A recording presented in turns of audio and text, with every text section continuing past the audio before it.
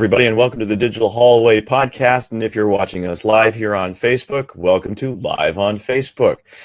Digital Hallway is all about teaching parents, teachers, and teens about social media and the internet. And today we have a really awesome guest to do the teaching side of things. Not the bad, the evil side, but the teaching side of things. We have Amy Schmittauer Landino, who is a YouTube specialist who is really just one of my favorite people in the online space. Even though we've never actually met face-to-face, I'm a big fan of her stuff. Amy, welcome to the Digital Hallway. Well, I'm so glad to be here. Thank you for having me. If you are joining us on our podcast, Amy is one of those people that looks good all the time. So really, pop over to the video and understand why she is such a great person to watch as well as listen to. Let's do a little bit of an introduction here. So I'll pull up my Evernote. Donna would be so proud. Amy Schmittauer Landino is a very successful YouTube author and keynote speaker based out of Columbus, Ohio. She left the corporate world to pursue a life online, creating a proactive lifestyle channel called Savvy Sexy Social, which has over 73,000 subscribers in over 179 countries and well over 3 million views. She is also the co-founder of a digital content marketing agency called Aftermark and the author of Vlog Like a Boss, How to Kill It Online with Video Blogging. Did I get that right? You got it right. Well, Amy, I got to tell you, it's great to get you because I know that you're an exceedingly busy person and a newlywed. Yeah, all of those things. You married a crazy man, and I think you make an awesome couple. He's my crazy man now. He is your crazy man, and I gotta give you some props. That video that you made was amazing. Well, thank you. That was some epic stuff, and I am going to link it into the Digital Hallway space as part of this because I think kids will get a kick out of it as well. Well, thank you. Yeah, except all that mushy, girly stuff. Yeah, forget the mushy, girly stuff. It's funny. I've made a few music videos, as they call them. I don't know if you really classify mine as music videos, but I just thought it'd be kind of fun to make one for him. It was really up to him whether or not we published it online, because I wanted him to I know that I made it for him. It wasn't like a publicity stunt or anything. And now that it is online, I'm like, we could have kept it to ourselves, I guess, because it's really silly. But we had fun. But you know what? It's that silly side of things that I think really makes the connection with you and Vincenzo as being a real one. Yeah. You know, you're not just a couple of faces on YouTube and on the internet space. You're real people. Right. And I think if you're going to go with that whole authenticity thing, this is it. And this is really what kids are doing. They're putting themselves out there online, and there is no veil of PR in front of them. It's very true. It's very true. Yeah, it's fun fodder for the kids. That's for fun fodder for the kids. So you know what? Let's just dive right into this. What made you decide to leave the corporate world and become a YouTuber? It's funny. I had already become a YouTuber before I sort of left the corporate world, but it was something that I didn't really think was a career path. It was a creative outlet. And I would also argue that as much as it plays a role in my career today, it's still very much that creative outlet over everything else. But what I realized, I guess along the lines of, I joined YouTube pretty early on in 2008. I was really paying attention as a viewer. I started making content in 2009. I didn't leave the corporate world until the end of 2010 and had launched a social media business in 2010 as a side hustle from the job and went full-fledged into that going into 2011. During that time, I'd realized, this is a great place to teach people. I can use video to teach people. And also I'm learning so much that people don't understand is possible with online communication by simply having a YouTube channel and learning how to build a brand around that content. So in all of that experience in publishing online, I was looking at different social media outlets as tools to get the word out and continue the conversation and all these kinds of things going on. It helped me start a social media business that even if no one was creating video quite yet on the business side, it really taught a lot about content marketing that I could take to a client and say, here's what you need to do in order to get people talking about you. Even if it's just starting with a blog strategy, maybe we're not at the video level yet. As a matter of fact, when I started the business, I hadn't at all considered that people in business would want to start thinking about video blogging. I think I ended up on a really great trajectory and lucked out on that the power of video has been so big that businesses are thinking we have to get on that level. And there's some element of relatability there that they want.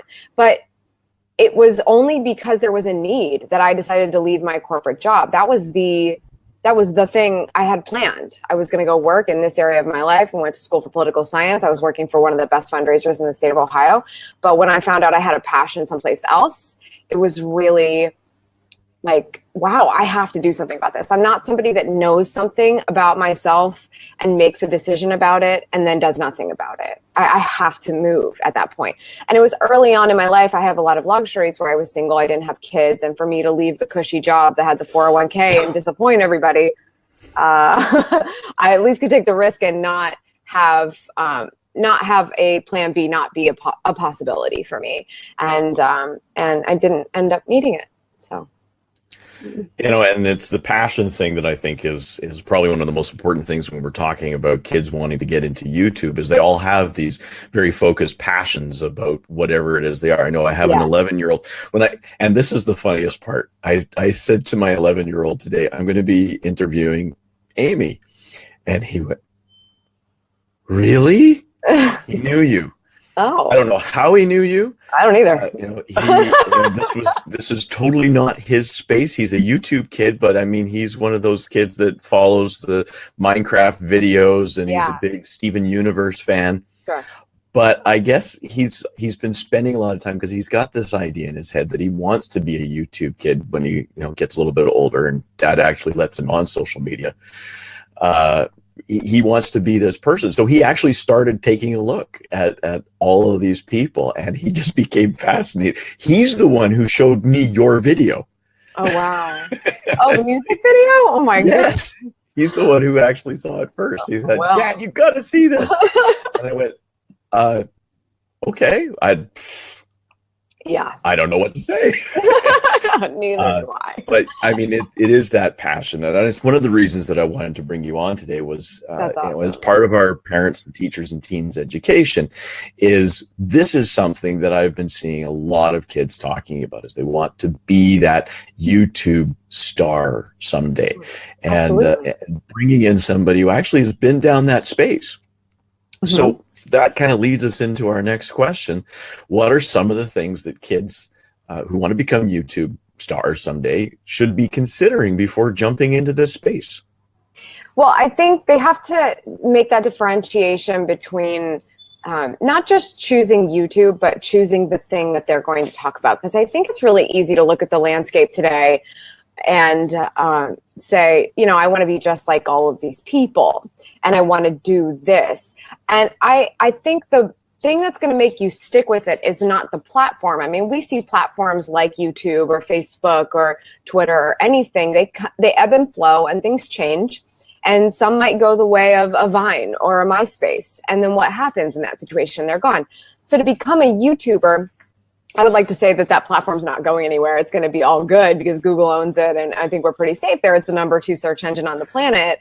But at the same time, if you're going to become a YouTuber, you have to really, really care about the thing that you talk about and the people that you ultimately end up helping on the other end of that topic.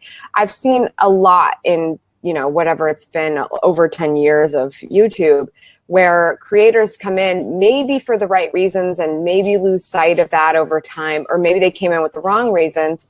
And life gets really hard, especially if you find a pocket of fame that ends up paying off for you, especially if you're not passionate about the thing you're doing every day.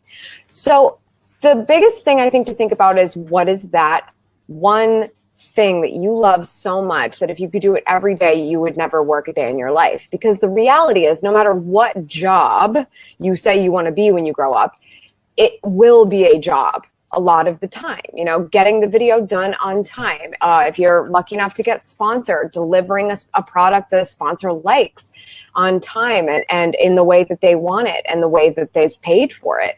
So this can become a job in a lot of ways. You have to really love the thing that you're doing to put out into the world, because otherwise it can be a tough place to hang out, especially with the growing pains that happen at the beginning of a YouTube channel. It's not like Facebook, where you've been nurturing relationships for a long time and your built-in friendship are going to drop some views in your lap when you upload a video there. YouTube is a little bit harder work, and you have to put in that work. And so you have to love what you're talking about. You have to love what you're vlogging.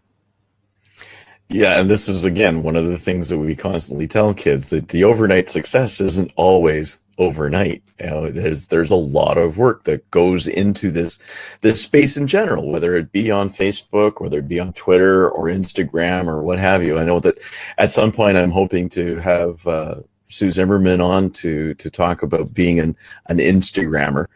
And the fact that it does take an awful lot of work to build up that audience, to build up that, and especially in a space like YouTube, where there isn't a whole lot of interactivity unless you're following the comment stream. Really quickly, what's your kind of view on YouTube's new YouTube Live and their streaming technologies? I love YouTube Live. I think it's really great that they finally got their stuff together and made it a thing that creators can use, and the majority of creators can use. The biggest thing to note is on most platforms right now, specifically Facebook and YouTube, but definitely YouTube cares about minutes watched. And so how many minutes are you bringing people in to watch on their platform? The more minutes, the better, because it means ultimately Google and YouTube make more money, creators make more money, the platform flourishes. So because of that, Live is really powerful, because the longer that you have an audience that you can go live for and continue a conversation for in real time, the more minutes ultimately your channel has being watched. And so that can be really great for growing. I've actually seen quite a bit more traffic in the first couple of hours of a live video on YouTube while live, or a little bit after. And the first few hours can be even more impactful than a typical upload. It just sort of depends on the culture of the channel, how people are subscribed, do they have notifications on. But YouTube is really pushing live right now. And so in terms of notifications, not just do notifications go out if you've signed up for them, but YouTube tries to customize them based on what your watch activity has been. And so because of that, if they know you like a channel and that channel just went live, they're likely to tell you about it pretty quickly. And so it's kind of cool to see how much influx of traffic can happen with a YouTube Live video. And I think it's a great way to interact with the audience in a different way than your typical upload. And any channel that has the opportunity to go live, whether it's on mobile, which I think is still restricted a little bit, going live from your mobile device versus going live on a typical desktop location. I encourage it either way, if you can make it happen on your channel, just depending on what the restrictions are, because it can be a great experience, similar to how great the experience can be on Facebook as well. And I know that I've been really enjoying doing this. The whole Facebook Live thing is and being able to strip a whole bunch of data out of it myself. Yeah.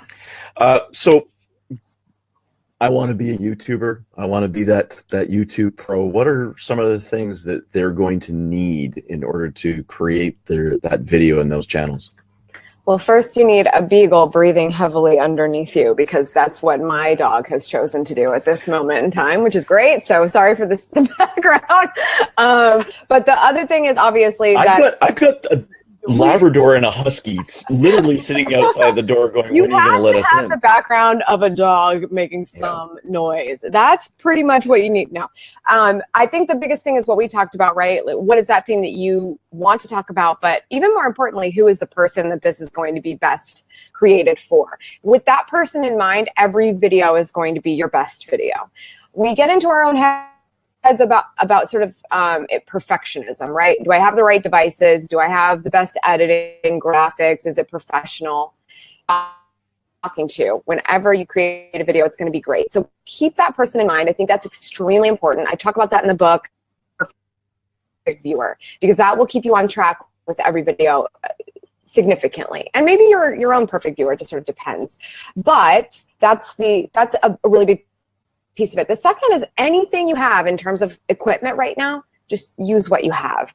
I find a lot of people and kids are amazing at this. They're not sitting there going like, yeah, every YouTuber has a great camera, but they know they have one in that smartphone that they made their parents let them use of theirs.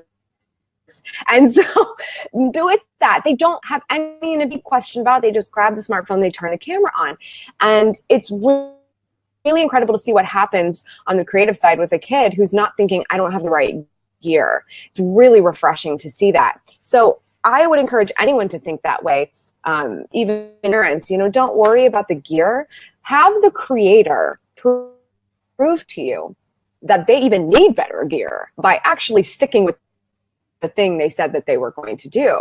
Are they showing that they actually want to create video on a regular basis? They're not just talking about it and then not doing it. I know a lot of adults that do that. I coach with them all the time.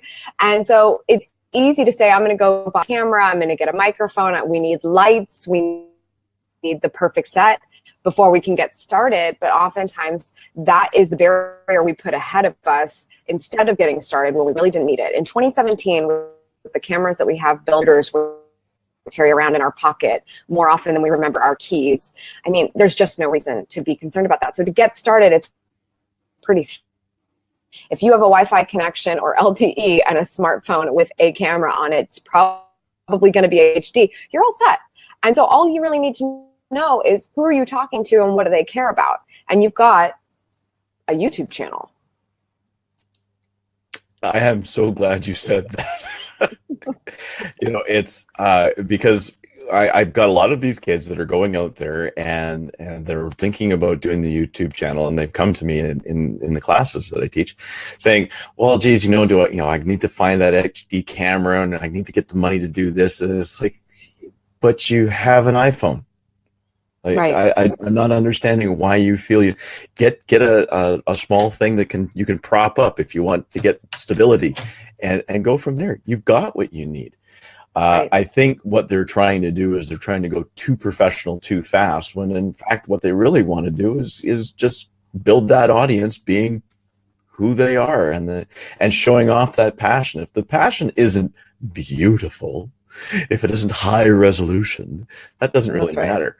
I know that Dotto has said that you can have crappy video as long as you've got really good audio. That's right. And audio is going to be one of these things that we work hard on, but you don't necessarily need the $200, $300 microphone. This little headset will do just fine. So I'm glad you said that. You need to hear that. Yeah. Very successful YouTubers just sticking their phone in the middle of a room and talking to an internal microphone. With all that still happens, even in some of the most maybe not ideal audio situations. If you can hear what the person's saying, it works itself out. And so you can always get better. And that's the nice thing. That's what I love about video. Video always gets better every single time, but you have to upload something in order to get better, because you really don't learn from your mistakes when you don't upload the thing and deal with it. You sort of just like, oh God, okay, I'll learn from that next time. But you really learn from it when you publish. And that's why I'm not ashamed of any video I've uploaded prior to today, because I know tomorrow's is going to be even better than the one I did yesterday, because I've learned something every single time. And the audience is watching me grow.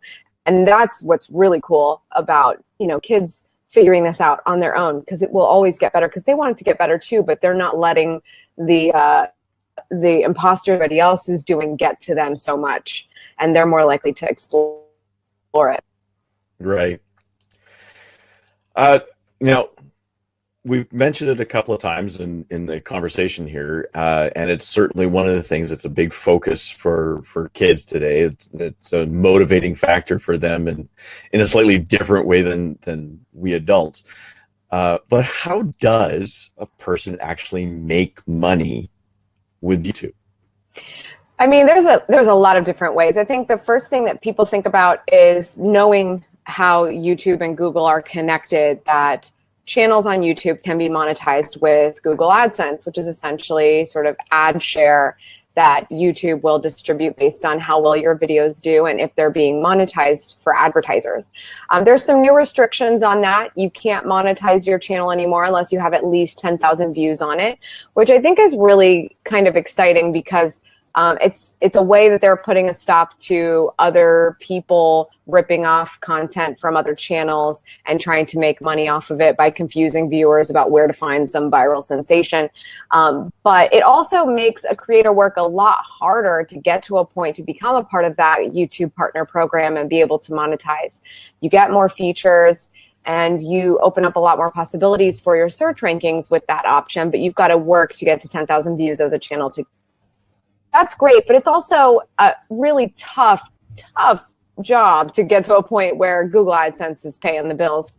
So that's not the only way, and there's a lot of different ways that people can be making money. I mean, if you're a business and you have a product, then similar to how I have services businesses, YouTube for me makes money because in addition to other things, but the main thing being it markets what I do and it markets my thought leadership and it helps me bring leads into the business so that I can convert them into customers. So that's another opportunity as well. If you sell a product, same thing. Maybe you talk about content that is relevant to the industry around that product. And maybe sometimes you even talk about the product in the context of something that's interesting to someone else. But that's another way, obviously, that you can make money. And so I love using YouTube specifically as a marketing platform because, again, it's the second largest search engine in the world. And if you can rank in search and be discovered by new people, then you could potentially sell your own product, which you then have control over, which is awesome. A lot of times we see sponsorship partnerships with creators on YouTube as well. And there's certainly money in that. I just looked at a statistic the other day where I think it said 80% of Nordstrom.com's online transactions are coming from online influencers. So for people who are in fashion and beauty and they're saying, I bought this at Nordstrom and sending traffic to that site, that company is making a lot of money on people who are just buying clothes for the new fall season or every season, it seems. So influencer marketing is a really, really big thing right now. And as a creator, as you build a community, a sponsor that might be aligned with what you talk about might see that opportunity in you lending them some social proof in what you've been able to do and rally your community. So sponsorship is another opportunity as well. I think the biggest thing here, you could probably come up with 80 more ways to make more money on the internet. But the biggest thing is that you have to keep the person in mind when you're creating the content, that it is for them. And that goes for making money as well. It needs to be aligned with what the purpose of the channel is and how you're going to be able to sustain your passion and be able to keep this thing up and running, because they really are able to watch this content for free. So how can you enhance that experience potentially with a revenue source? But it has to be for them, because if this is just you making money and you're plugging some sponsor, you're plugging some product that's not at all relevant to why they subscribed in the first place, you're not going anywhere quick, and you're certainly not going to make long-term money on YouTube. But if you can consider all parties involved and you make it worth your while, the audience's while, and the sponsor's while, because it's a collaborative environment amongst those three people, those three parties, you're going to make money with your presence on YouTube. I would really focus on nailing down the passion and rallying community first, but you should never put off making money either, as long as it's aligned with all of those three. So really what we're saying here is make money off your passion, not your passion making money. Yeah. Yeah. Well, there you go. I love that. You know, it's, I try and get across to the kids that if your goal is to make money on YouTube, don't go on YouTube. Right. That's just about all I can say to them, because you're going to be focused on the making money aspect and not the content creation that will actually drive the necessary traffic. One of the examples that I've been using in the classes that I teach is the young man who is making like over $1 million a year opening toys. I mean, best job ever. Like, how much more fun could you possibly have? But when he started this channel, it was because he enjoyed toys and he wanted to share that passion with the audience. And it was his father that kind of said, hey, why don't we put this up on YouTube and you can share it with everybody? And they built that whole little toy opening empire, which is becoming, kind of very commercial looking now as compared to what it used to be, into a real money-making thing. But it was always about the passion about the toy, not the sponsor, not the money, not how much I can get, how many views I can get. It's just, I really like toys, and I get to open it, and now they're sending me the toys. Right. And I thought that was great. I know that my son's a big Minecrafter, and he will spend hours watching Minecraft videos and how they play and what they build. But that's his passion. And if he wanted to get into something like that, I've been encouraging. This kid is just one of these, I'm going to be a marine biologist when I grow up. And his high goal is to be a TV star someday, like, Steve Irwin. Yeah. Well, start here. Start teaching kids about marine life. You live by the ocean, for crying out loud. Right. Get down there in the summer and start talking about. Right now, he just has to get past the whole, people are watching me? Yeah, son, it's YouTube. Oh, and what a good problem to have. Yeah, and that's just it. But with being if you want to be a YouTube pro, what are some of the hardest things about being a person who's on YouTube all the time? I guess it sort of depends. I think because every video gets better, I think the pressure of keeping up can be a little bit tough on YouTubers, especially when you let yourself get consumed a little too much with what everybody else has got going on. So that's something that, depending on the type of person you are, can paralyze you and you stop, and then you've got an inconsistency issue where the audience, as soon as you're unreliable, the audience doesn't know to come back and look for something, and that's really bad for growth. But then again, also not having a game plan of what you want to talk about, and therefore being stretched to get every video out when you said it was going to get out, can be tough as well. I think the biggest thing that, if I had to guess, most YouTubers have the biggest problem with inconsistency. I attended a YouTube Next Up creator camp years ago. I guess it was mid 2016, last year. And we went around the room. It was creators between 10,000 and 100,000 subscribers were eligible for this. And everyone in the room, pretty much, as we went around, the thing that everybody said that they wanted to improve upon was having a consistent upload schedule, because they were all very passionate about what they talked about. But because of relying on passion a lot of the time, and you want it to be perfect, there's a perfectionism and a passion situation, like they're bumping up against each other. You only make a video whenever you come up with some brilliant idea. And whenever it gets done, it gets done. And whenever it's done, it gets uploaded. And that's not consistency. That's just sort of flying by the seat of your pants. And so that I think that's the biggest thing that YouTubers probably have the hardest time with, is always getting better and always having something new to talk about. You're not necessarily going to have something new to talk about. In fact, if it sounds like you're talking about the same thing all the time, you're becoming an expert, and that's a good thing. But you have to be able to reframe it in a way that people find interesting. And so I think that's probably the most challenging thing about being a YouTuber. Pretty much, period. In addition to, and not limited to, the big one, which is feedback. Getting comments that aren't always aligned with what you were hoping your masterpiece would have had comments on.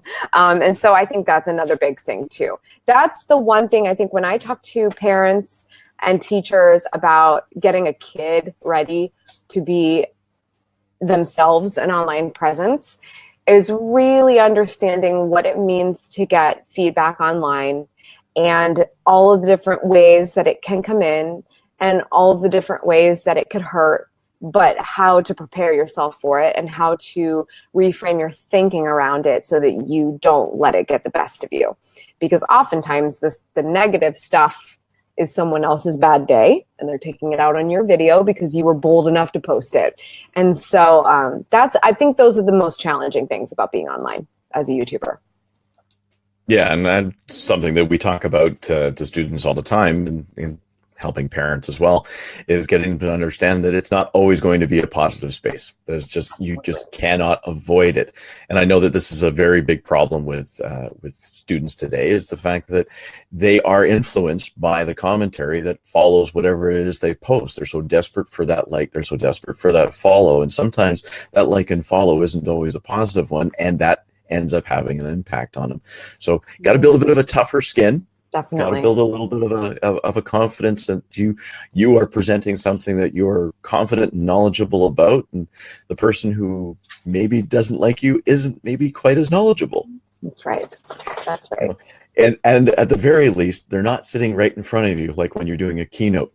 Exactly. It's way more fun to see those expressions in real time. You stand on that stage and you get a whole bunch of looks from the audience that just go, I know. Yeah. Oh, wow. It's their resting audience face. Don't worry. So I think we've covered just about everything, but what would be the one thing that you would want to say to a kid if they were standing right here, right in front of you right now, who wanted to grow up to be that YouTube pro someday? What's the one thing that you would give them as a piece of advice? I think I would just ask them what they truly love to do.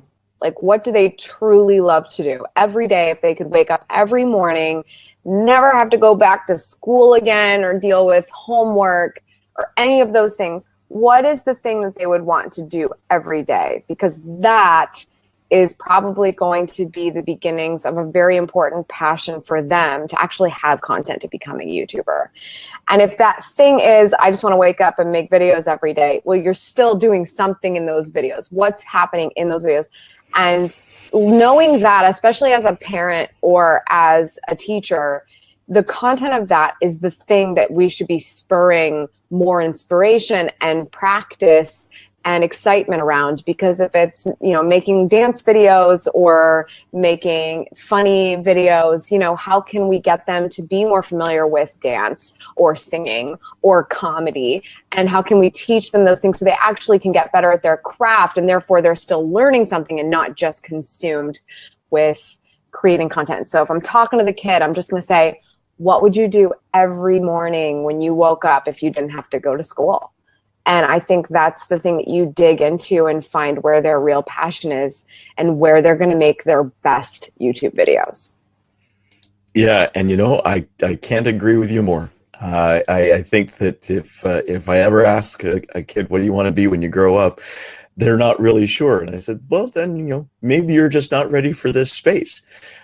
If you've got a passion about sports, if you've got a passion about video gaming, if you've got a passion about just about anything, my son wanted to do a marine biology. If that's something that you think you can do tomorrow morning, if you don't have to go to school the next day, which usually gets them really excited right away. Right. That's what you want to do. And I know it's difficult at an early age, when you're in your early teens, it's really difficult to think about what you would be passionate about doing all the time, because a lot of the time their ideas change on a minute by minute basis. But there are kids out there that actually have really deep set passions about stuff. My son's been into marine biology, paleontology, and geology since he was 2. Right. You will never find a kid at that age more excited about a rock. Just, absolutely. A friend of ours just brought back a rock from Antarctica, which you're not supposed to do. Oh. But he was down in Antarctica, and one of the guests on the cruise ship said, I'm not supposed to have this, and he handed it over to him. So he brought it back, and he had it. You could have been giving this kid a diamond, but that's his passion. These are things he's passionate about. That's awesome. We've been doing this for 30 minutes, and I think that's just about enough time for people to really kind of absorb and get used to the idea that YouTube is a fun space, but man, sometimes it takes some work. That's right. This is a piece for parents and teachers to help get their kids to understand that sometimes that the thing that they really want to do does take some actual effort to do.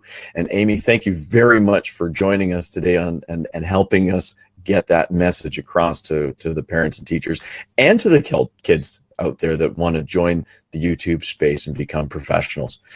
Somewhere out there, there's a PewDiePie who isn't an idiot. I'm just saying. You said it. I'm just saying. Well, thank you very much for having me on, Sean. It's been really great to talk to you. Great. And thank you to my audience in the Digital Hallway. We officially launched this week with the Digital Hallway online. And this is going to be the very first video to go live into that space. Look for us on the Digital Hallway podcast and again in future episodes of the Digital Hallway Live. Thanks very much for joining us, and we look to see you soon. To learn more about Amy, view her content, and learn how to be a vlog boss, visit SavvySexySocial.com.